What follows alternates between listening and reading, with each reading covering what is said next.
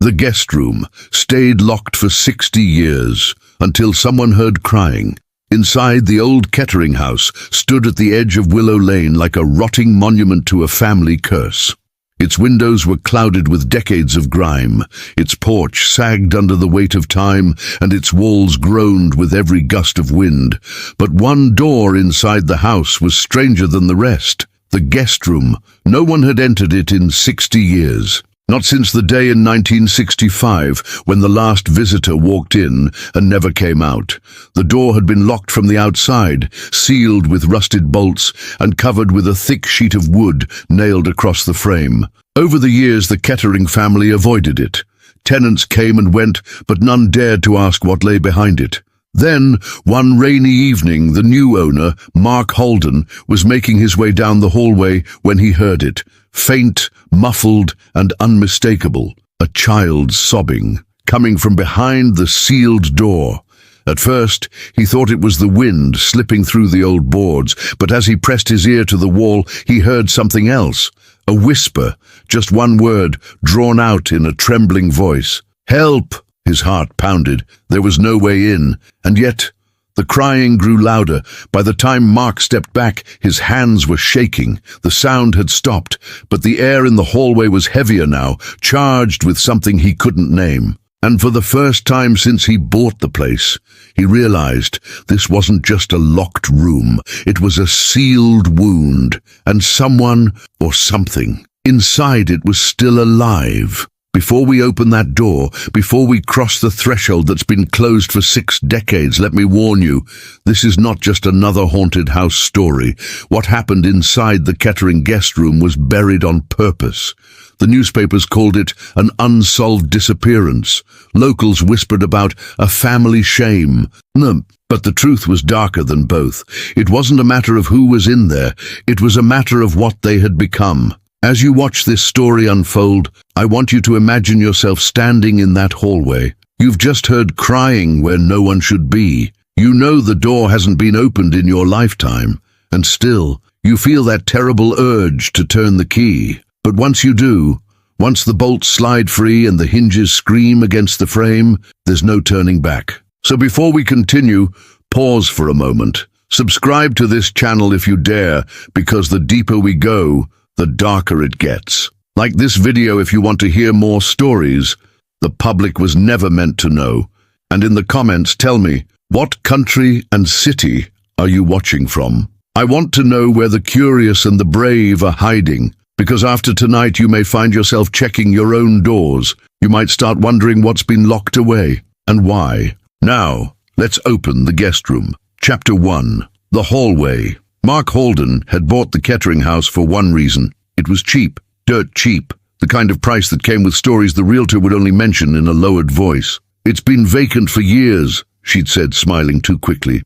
"But the structure's solid. Just avoid the east hallway. It's not up to code." He hadn't asked why. He should have. The east hallway was unlike the rest of the house. The air there was colder, and not just from drafts slipping through cracked plaster. It was a still cold, a waiting cold. The floorboards here didn't just creak, they groaned, as if something heavy pressed on them from below. At the far end stood the guest room door, its surface warped with age. Rusted bolts lined the edges, and thick boards were nailed across it like the ribs of a coffin. That night, after hearing the crying, Mark had stood staring at that door for a long time. He told himself he was just being rational, checking for squatters, maybe some animal trapped inside. But deep down, he knew there was no rational explanation for what he'd heard. That voice, that small, trembling help, didn't belong to anything in this world. The next morning, Mark went looking for answers. He started in the basement, where the previous owner had left boxes of yellowed newspapers and brittle folders. Dust clung to his clothes as he sifted through headlines from decades past. Most were mundane, town fairs, council meetings, but one article caught his eye. "Guest goes missing at Kettering Estate, no trace found." The date was June 12, 1965. The article was short, vague, and careful not to assign blame. A man named Robert Kent, a close friend of the family, had been staying overnight. He was last seen entering the guest room. By morning, he was gone. No signs of struggle, no broken locks, just gone. Mark's pulse quickened as he read the last line. The guest room has been sealed until further notice. That notice had apparently never come. He decided to ask around. The nearest neighbor, an old woman named Mrs. Dawson, lived 2 houses down. When Mark mentioned the guest room, her expression turned hard. "You leave that door shut," she said. "That room's taken enough." When he pressed her, she shook her head. "It's not just him, you know. There were others. Before Robert." Others? That night, Mark couldn't sleep.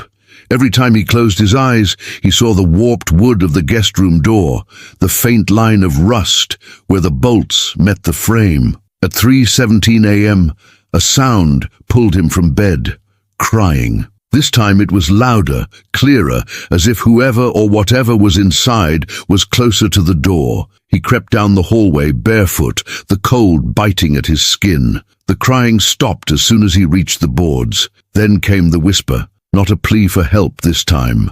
Just his name, Mark. He staggered back, heart pounding, but there was no mistaking it.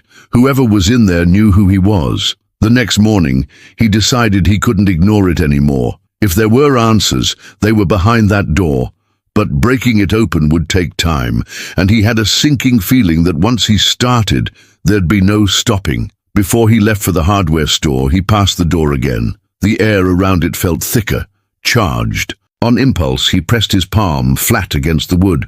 It was warm, and from deep inside, something pressed back. Chapter 2. The First Cut. The hardware store clerk didn't ask why Mark needed a crowbar, bolt cutters, and a heavy-duty hammer. In a small town like this, you didn't ask questions. You just rang up the sale and sent the customer on his way. Mark loaded the tools into the trunk, the entire drive back feeling heavier than it should have. Every turn of the road seemed to pull him closer to something inevitable. By late afternoon, the sky had turned the color of lead. The house loomed against it like a dark silhouette, its warped windows staring blankly into the cold wind. Mark carried the tools to the east hallway and set them down in front of the guest room door. The air here was worse now, staler, as if whatever was inside had been waiting for this moment. He started with the outer boards. The first nail screamed as he pried it free, the sound echoing through the empty hall. With every pull, more dust rained down, carrying a faint, acrid smell, something between mildew and burnt hair. His hands ached, but he didn't stop. By the time the last board clattered to the floor, his shirt was damp with sweat. The bolts were next. He positioned the cutters, squeezing hard. The first bolt snapped with a metallic twang that vibrated in his teeth. Somewhere behind the door, something moved. Not much, just the faintest shift like cloth dragging across the floor. He froze, listening. Nothing. He cut the second bolt. The movement came again, this time followed by a faint tapping. Slow, deliberate, like fingernails on wood. Mark's stomach tightened. He told himself it could be a rat or a drip from a leaking pipe, but deep down, he knew better. This was rhythmic, intentional. The last bolt took the most effort. As it snapped, the door sagged slightly inward. The gap between the wood and the frame was just wide enough for a whisper of air to escape, and with it, a smell that made him gag, sweet and rancid, like fruit left to rot in the sun, mixed with something coppery. The crying started again. It was softer now, but closer, as if whoever was inside had pressed their face against the other side of the door. The voice was young, female, and though it trembled, the tone was wrong, too steady between the sobs. Mark's fingers tightened on the doorknob. It was cold, slick with condensation. He turned it slowly, expecting resistance, but it moved freely. The door didn't open. Instead, the crying stopped. From the other side came a sound that froze him in place, a long, slow inhale, as though the room itself were breathing him in. Then, in a voice no louder than a sigh, "It's open enough." Mark's hand jerked back as if burned. The gap in the door was still too narrow to see through, but the smell poured out heavier now. He took a step back, his heart slamming against his ribs. The air in the hallway seemed to ripple, the edges of the walls bending like heat rising from asphalt. For a second, he thought he saw something in that shimmer, a pale outline standing in the darkness beyond the door. He grabbed the hammer. If this thing was going to be opened, he wanted it done fast, before his courage gave out. He raised it high, ready to strike the weakened frame. That's when he heard it. Not the crying, not the whisper. A second voice, deeper, older, and it spoke from just behind his ear. "Don't let her out." Chapter 3. Breaking the seal. Mark spun around, but the hallway behind him was empty. The sound of that second voice still rang in his ears, close, intimate, as if the speaker's lips had been almost touching his skin. His breathing quickened, and for a moment he considered walking away, leaving the door as it was. But curiosity, no, something deeper than curiosity, kept him rooted in place. He gripped the hammer again, knuckles white, and slammed it against the frame. Wood splintered. The noise echoed through the house like a gunshot, rattling the picture frames on the opposite wall. A second swing tore the wood near the latch. A third sent the door lurching inward a few inches. The smell hit him full force now, sickly sweet, wet and metallic. It wrapped around him, coating his tongue. He swallowed hard, fighting the urge to vomit. As the door sagged open, the temperature in the hallway dropped sharply. His breath came in visible plumes, each exhale hanging in the air longer than it should. The light from the hallway bulb barely penetrated the darkness inside the guest room, as if the shadows were thicker here, denser. Mark stepped forward, crossing the threshold. The air inside felt heavier, pressing against his skin. The floor was coated in a fine layer of dust, disturbed only in the center of the room, where something had been moving recently. The pattern wasn't footsteps. It was more like a slow dragging, circling the same area over and over. In the corner stood a rocking chair. It faced the wall, its runners buried in dust except for two clean arcs, as if it had been moving moments before. He took another step, eyes scanning the dimness. Against the far wall, a narrow bed sat under a sheet yellowed with age.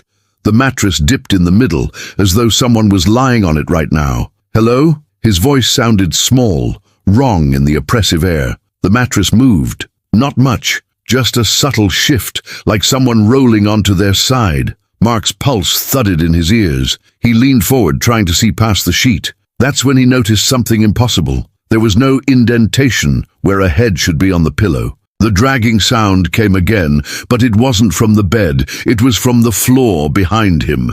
He turned sharply. The rocking chair was now facing him. Mark stumbled back, heart hammering, when he realized the seat of the chair was wet, dark stains glistening in the faint light. His breath caught in his throat as the first creak of the chair broke the silence.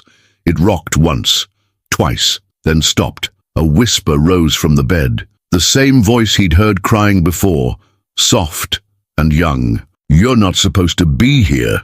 Mark backed toward the door, every muscle tense, but before he could step out, something cold and thin wrapped around his ankle. He looked down. From beneath the bed, a pale skeletal hand emerged, its nails long and yellowed, dragging against the floorboards as it gripped him. The voice changed, no longer young, no longer fragile. It was the same deep voice he'd heard in the hallway. "I told you not to let her out."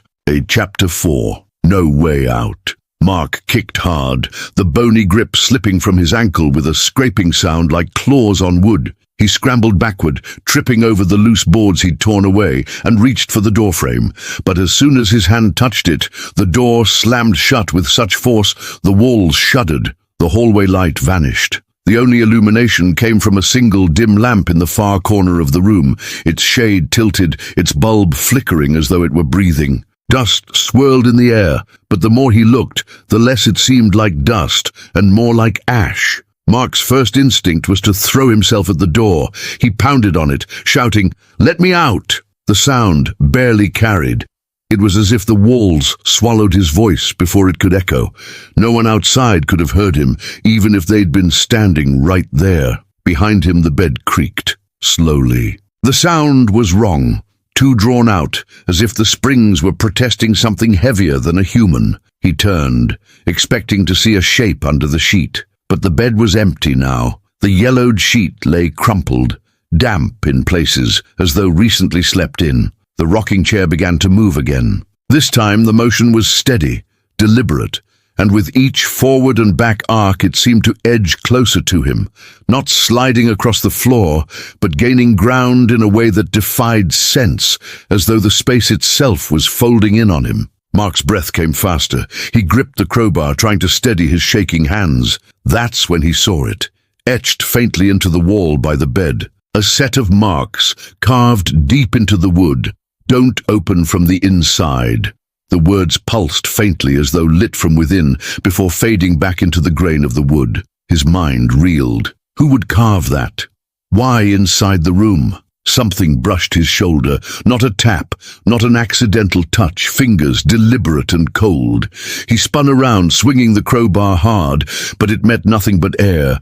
From somewhere behind him came a laugh, not loud, not hysterical. Just a low, steady chuckle that seemed to seep from the walls themselves.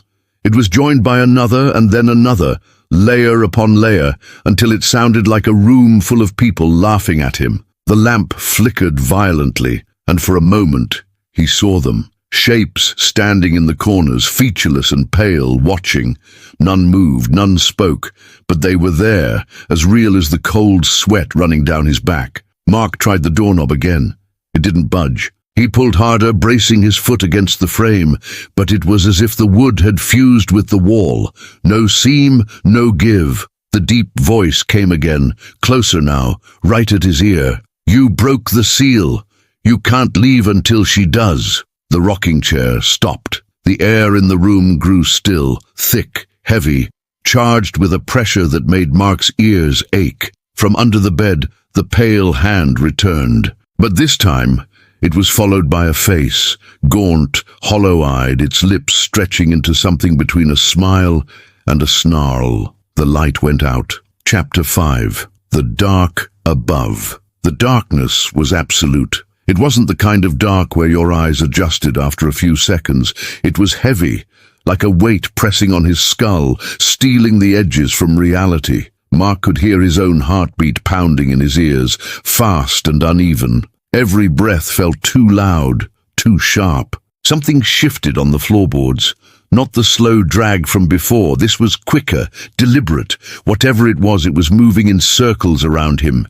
He gripped the crowbar tighter, trying to track it by sound alone. But the moment he turned toward the noise, it stopped. Then came a new sound, above him. It started as a faint scratching, like nails on plaster, then grew into a wet, dragging crawl. Mark's stomach twisted as he realized it was directly overhead, moving slowly from one corner of the ceiling to the other. Every few seconds, a single droplet fell, cold and sticky, landing on his neck, his shoulder, his hand. He didn't want to know what it was. The scratching stopped. Silence stretched, broken only by his own shallow breathing. Then, tap, tap, tap. 3 soft knocks from directly above him. He stepped back, his heel catching on something soft. Instinctively, he reached down and touched fabric. It was the sheet from the bed, but it wasn't on the bed anymore. It was wrapped around something heavy, something that shifted when he touched it. A whisper slid into the silence, not the deep voice, not the girl's. This one was different, raspy, desperate, as if whoever it belonged to had been speaking through smoke for years. "Don't look up." Mark froze. His chest tightened, every instinct screaming at him to obey. But curiosity, raw, terrible curiosity, forced him to tilt his head back. 2 pale hands clung to the ceiling. Between them, a face hung upside down, inches from his own. The skin was stretched thin over bone, the eyes milky and unblinking. Its mouth hung open, revealing rows of teeth far too sharp, far too many. It smiled. Mark staggered back, but the thing moved with him, keeping the same impossible distance between their faces. Its head rotated slowly, neck cracking as it began to hum. The tune was soft, almost like a lullaby, but the notes were wrong, off-key in a way that made his skin crawl. The humming stopped, and for a moment the thing's eyes shifted, no longer milky, but dark, reflective, like polished obsidian. In their reflection, Mark saw something impossible. The room wasn't a room at all anymore. The walls had disappeared, replaced by a vast, empty void that stretched forever in all directions. He blinked, and the vision was gone. The creature released the ceiling and dropped silently to the floor. It landed on all fours, head tilted, studying him. The sound of the deep voice rolled through the darkness, shaking the air. "It's almost time." Mark backed away until he felt the cold wood of the door against his spine. His hands searched for the knob, but it was gone. Smooth wall, where it should have been. The room wasn't letting him leave. Not yet. The thing stepped forward, slow and deliberate, its hands clicking on the floorboards like insect legs. Mark raised the crowbar, his pulse roaring in his ears. Somewhere behind him, the girl began to cry again. Chapter 6. Two faces. One shadow. The crying grew louder, more desperate, but there was something in the tone now, an edge that didn't belong to fear. It was calculated, almost practiced. Mark kept his eyes on the thing that had dropped from the ceiling, but the sound pulled at him, tugging his gaze toward the far corner of the room. There, in the thin light spilling from the crooked lamp, a figure began to take shape. At first it looked small, fragile, knees drawn to chest, arms wrapped tightly around them. Long, tangled hair covered her face.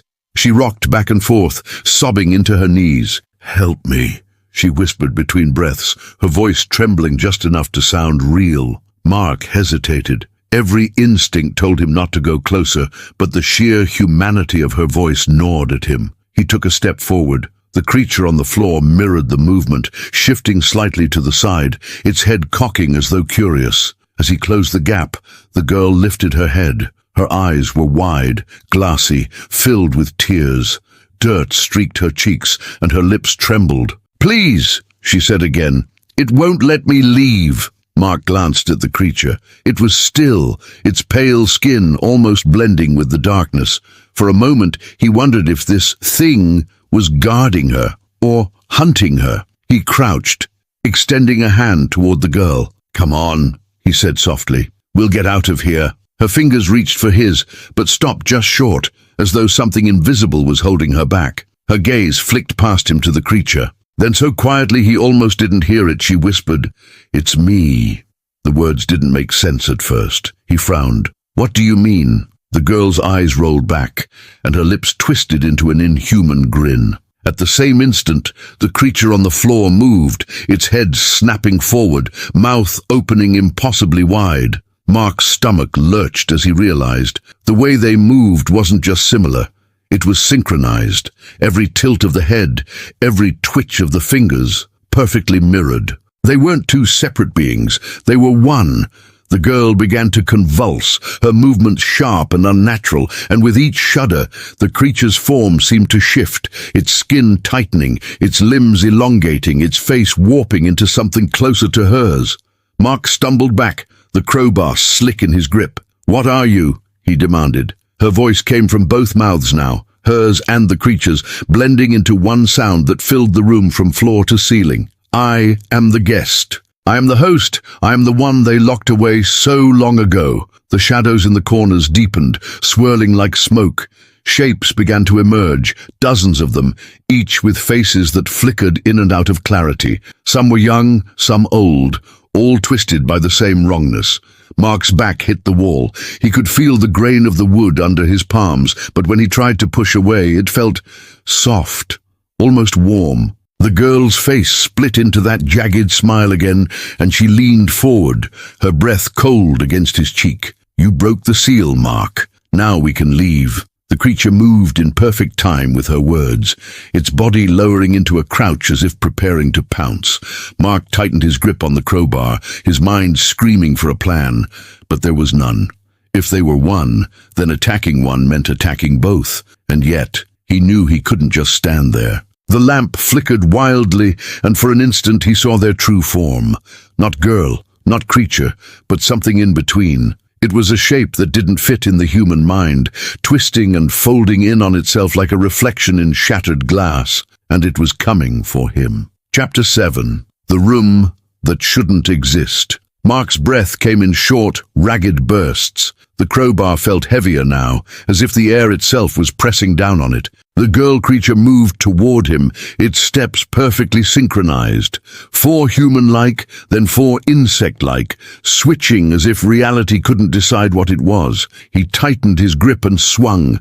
The crowbar connected with a sickening crack, striking the creature's shoulder. A scream erupted, not from its mouth but from the walls themselves. The sound was shrill, deafening, vibrating through the floorboards and into Mark's bones. The girl clutched her own shoulder at the exact same spot, eyes widening in shock before twisting into fury. The walls began to pulse. Not in a metaphorical way, Mark could see them expanding and contracting like the walls of a living lung. The wallpaper bubbled and peeled, revealing raw, wet-looking wood underneath. The smell of iron and rot grew overpowering. Mark tried to retreat toward the door, but the door was no longer there. In its place stood another wall, covered in strange, looping carvings that seemed to move when he looked away. He spun, searching for another exit, but the room had grown, stretching into impossible proportions. Corners bent away from him, curving as if the geometry itself had shifted. The ceiling lowered, or maybe the floor was rising. It was impossible to tell. The girl's form began to flicker, one moment perfectly human, the next a distorted shadow with too many limbs. The creature mirrored each change, their movements speeding up, circling him like predators testing their prey. Mark swung again, catching the creature across the face. This time, the impact didn't knock it back. It seemed to absorb the blow, its features momentarily melting before reforming. The girl laughed, a sound that rippled through the air like a cold wind. "Do you think you can kill one half without the other?" she whispered, her voice echoing in his head rather than the room. The floor buckled beneath him, sending him stumbling. He landed on his hands and knees and realized the wood wasn't wood anymore. It was soft, warm, breathing.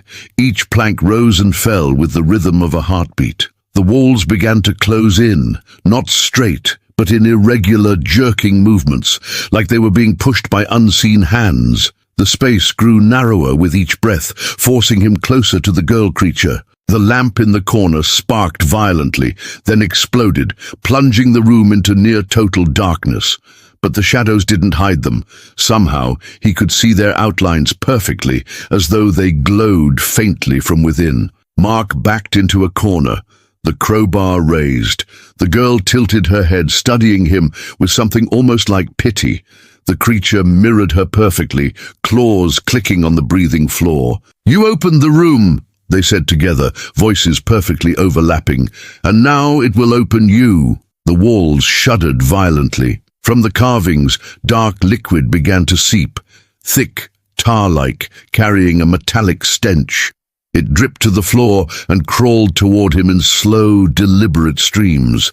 Mark's mind screamed at him to fight, to run, but every direction felt wrong, twisted, as though the room itself was rearranging to keep him inside. The air thickened, burning his lungs. And then he realized the room wasn't closing in to crush him. It was reshaping itself to fit something much, much bigger. Chapter 8. The Mouth of the House. The walls stopped moving. For a brief moment, the room was utterly still. Mark thought maybe, just maybe, the nightmare had ended. But then the silence shifted. It wasn't absence of sound. It was listening. The floor vibrated beneath him, not like footsteps, but like a massive, slow heartbeat. The dark liquid seeping from the carvings thickened, forming lines across the floorboards that curved inward, meeting at the center of the room. The pattern was circular, too precise to be random. The girl stepped back, the creature following her in perfect reverse motion, both of them smiling now. "Do you hear it?" she whispered.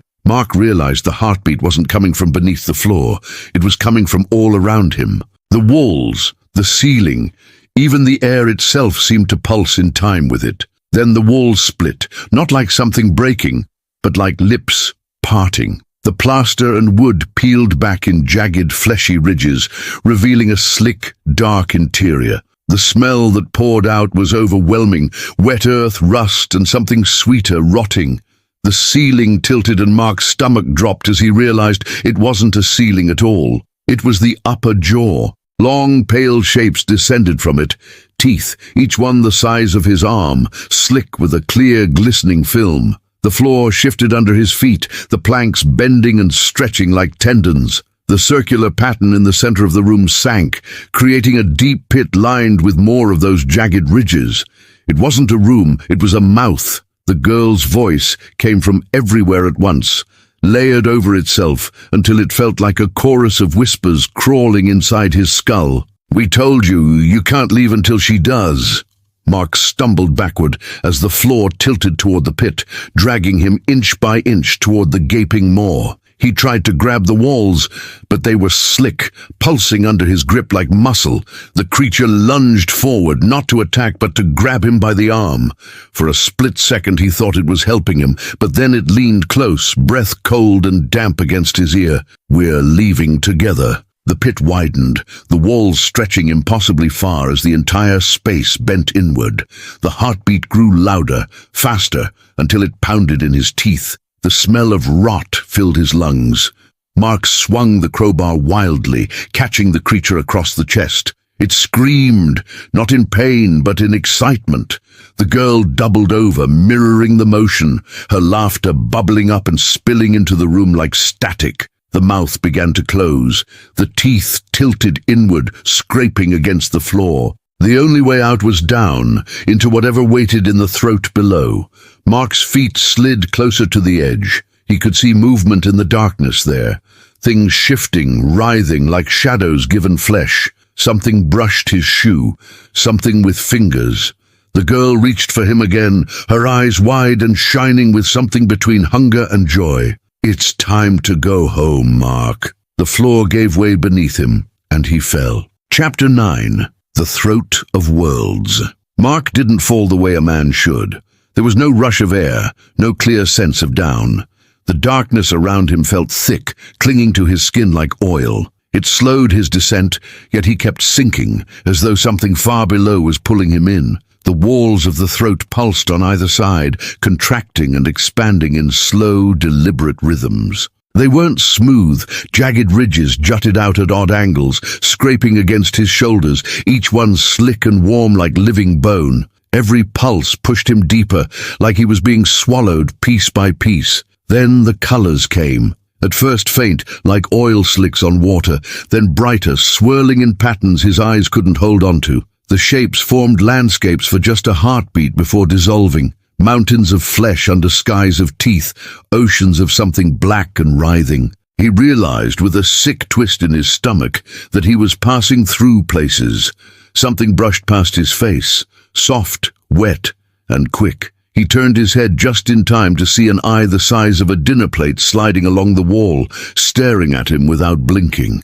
It wasn't attached to a body he could see, it just moved on its own, tracking him as he sank. A sudden shift in the pulse of the throat jolted him sideways. The tunnel twisted sharply, and he was slammed into a new wall, this one covered in carvings that glowed faintly, words in a language that hurt to look at. Every line seemed to hum in his bones, and for a moment his own name echoed back at him, whispered in a dozen different voices. Mark's chest tightened. The air, or whatever passed for air here, was thick and metallic, burning his lungs. He coughed, but the sound didn't echo. It was swallowed instantly, as though the space itself refused to carry his voice forward. Something moved below him. A massive shadow passed across the faint glows in the distance, cutting off the light entirely for a few seconds. When it moved away, he caught a glimpse of something that should have been impossible, rows of other throats, each leading into different colors, different worlds, all twisting like the tentacles of some unseen, incomprehensible body. From one of those throats, something reached out, a hand, if it could be called that, long and segmented, ending in sharp, pale talons. It didn't grab him. It just touched his chest, and the cold of it sank instantly into his bones. The moment it let go, he realized the crowbar was gone from his hands. The girl's voice came from everywhere again, not as a whisper now, but as a chant. Deeper, deeper, deeper. The creature's laughter layered over it, but the two sounds were no longer perfectly in sync. They wavered like two halves straining to separate. Mark's descent sped up. The ridges on the walls blurred, the colors twisting violently around him, until he felt like his mind was being stretched along with his body. His thoughts splintered, memories mixing with things he'd never seen before. He saw himself as a child, then as an old man, then as something else entirely, with hands that weren't human. The tunnel widened abruptly, and for the first time since falling, Mark could see where he was headed. Far below, the throat opened into a vast circular chamber, its floor covered in liquid that reflected no light. Shapes moved beneath the surface, but their outlines were wrong. Too many joints, too many eyes, too many mouths. He hit the surface. It wasn't water. It was warm. And it held on. Chapter 10. Becoming. The liquid gripped him like a second skin. It wasn't just around him, it was in him, forcing its way through his nose, mouth, ears, every pore. He tried to thrash, but his limbs moved sluggishly, as if the substance had weight far beyond water. The surface closed above him with a wet, sealing sound. There was no up anymore, only down. Shapes swam in the darkness, brushing against him with deliberate slowness. Some felt slick, others covered in fine, bristly hair. Every time one touched him, a flash of imagery exploded in his head, memories that weren't his. A child playing in a snow-covered yard, a man screaming in a burning hallway, a woman kneeling in a church, whispering words in a language Mark didn't know. They were lives, and all of them ended the same way, here. The pressure grew unbearable. His chest burned for air, but when he opened his mouth, the liquid poured in. It was thick and warm, tasting faintly of iron.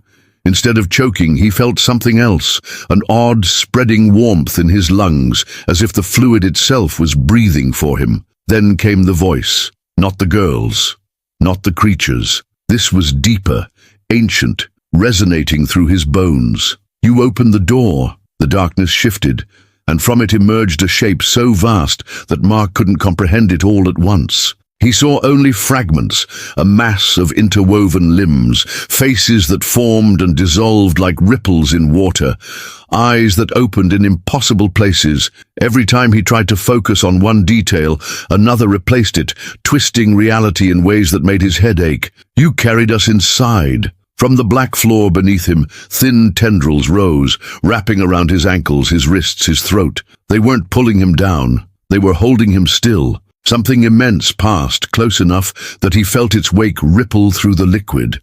The girl appeared again, but she wasn't really there. Her form flickered, phasing in and out like a faulty projection. You don't have to fight, she said softly, almost kindly. It's easier if you let it take you. Mark shook his head, though it felt like the thought had to push through syrup to reach his muscles. I'm not yours, she smiled. Not cruelly this time, but with something almost resembling pity. You already were, the moment you touched the door. The liquid around him vibrated, and suddenly every face he'd ever seen flashed in his mind. His mother, his brother, strangers from the street. All of them had the same eyes now, her eyes. Breathe us in. He tried to scream, but the liquid filled the sound before it could leave his throat. The tendrils tightened, and he felt something enter through them, not physically but into his mind, his memories, his sense of self. His thoughts began to splinter, to merge with whispers that weren't his own. The girl drifted closer, her form starting to merge with his in the darkness. Their fingers overlapped, their skin blending like ink in water. He felt her heartbeat inside his own chest. Then the ancient voice returned, softer now, almost satisfied. Welcome home. Mark's last coherent thought was of the door he'd opened, at the start of all this, the one that had been locked for 60 years. He understood now. It had never been a room. It had been a mouth waiting to be fed, and he had fed it. When his eyes opened again, he was standing in the guest room. Sunlight streamed through the curtains. Everything looked normal, dusty, quiet, untouched. But when he turned to the mirror in the corner, the reflection wasn't just him. She was standing beside him smiling, and they both had the same eyes. No official record mentions Mark's disappearance. There was no missing persons report, no search party, no trace of him ever having entered that house. The guest room remained sealed, its door hidden behind a wall of old furniture, as if the building itself wanted to forget. But locals still talk. They whisper about faint knocking coming from behind the plaster late at night, about the sound of someone breathing on the other side. Some claim they've seen a man in the upper window, sometimes alone, sometimes with a young girl beside him, both watching the street below with identical unblinking eyes. The house still stands. The door remains shut. And those who've heard the stories know one thing. If you ever find yourself walking past it and you hear crying from inside, do not stop. Do not look in the window, and above all, never open the door.